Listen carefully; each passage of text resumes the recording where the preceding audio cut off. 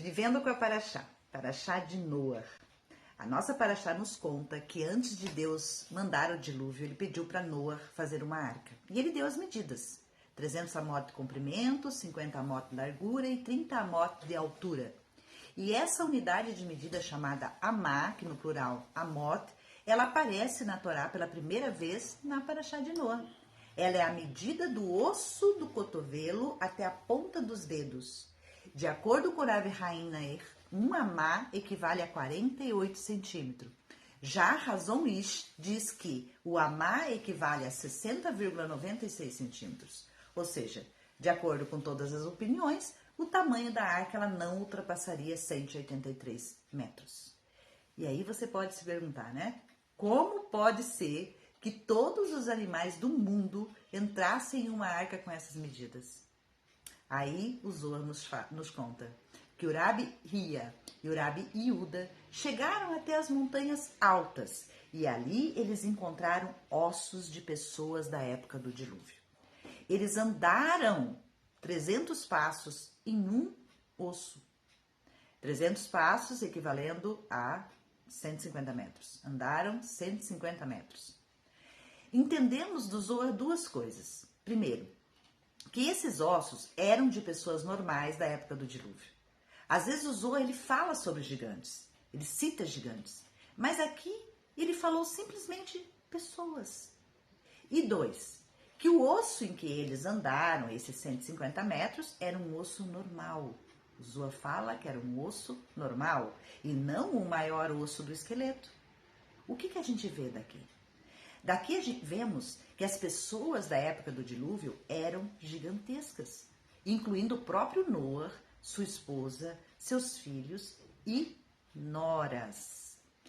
Reish Lakish, na Guemará, ele nos conta que todos os ossos do dilúvio foram levados pelo mar para a Babilônia, onde hoje se encontram os países mais ricos em petróleo. Isso mesmo. Sabemos que osso sob pressão subterrânea se transforma em petróleo. Por essa razão, não foram encontrados os fósseis de pessoas do dilúvio. Se considerarmos a medida dos ossos dos dinossauros encontrados em um ou outro lugar, como a gente vê noticiando, né? Encontrou os ossos do dinossauro aqui e ali, veremos que o tamanho deles em relação aos ossos da pessoa do dilúvio, encontrados por Urabi Hia e Urabi Uda, estão na proporção de um homem para uma galinha. Tão grande eram as pessoas daquela época. Ou seja, quando um dinossauro via uma criança da época de Noar, ele saía correndo de medo de morrer. Por ser medo de morrer, de ser pisado por ela. E por isso dizem os nossos sábios, quando as pessoas ouviam de Noar que iria acontecer um dilúvio, não ficavam com medo. Pois imaginavam o quê? Imaginavam que se a água saísse da terra, eles tampariam essas fontes com os próprios pés. E, com isso, impediriam a água de sair.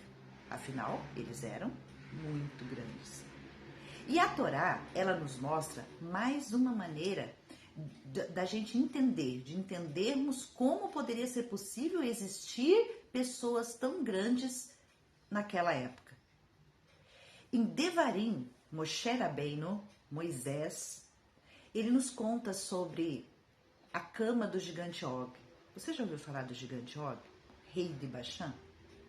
Essa cama estava na cidade de Rabat e ela tinha 9 amot de comprimento e 4 de largura.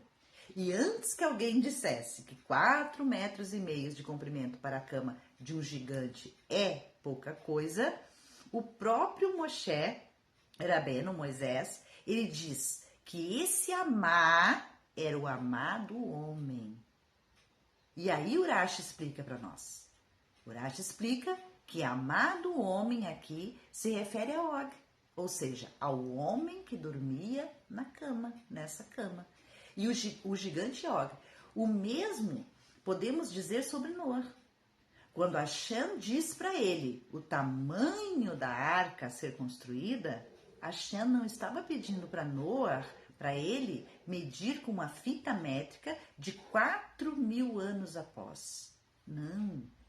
Ele estava pedindo para Noah medir com o amá daquela época. O amá medido do cotovelo até as pontas dos dedos do próprio Noah. O homem que vai entrar na arca. E mesmo assim, Noah precisou de muitos milagres de Hashem. Milagres sobrenaturais, como os que aconteciam no Beit HaMikdash, no templo sagrado em Jerusalém. Nas rezas de Yom Kippur, o templo sagrado em Jerusalém, o Beit HaMikdash, ele ficava tão cheio de pessoas que não sobrava espaço entre elas para rezar, que elas não conseguiam nem se mexer dentro do templo. No entanto, quando elas tinham que se prostrar, um grande milagre acontecia. E todos que conseguiam se prostrar, todos os que estavam ali conseguiam se prostrar confortavelmente e, detalhe, com espaço de sobra entre eles. Parashá de Noah, livro do nosso querido Rabino Gloiber, está sendo lido por mim e estamos na Parashá de Noah, ainda dentro da Parashá de Noah. Vou fazer vídeos curtos para vocês.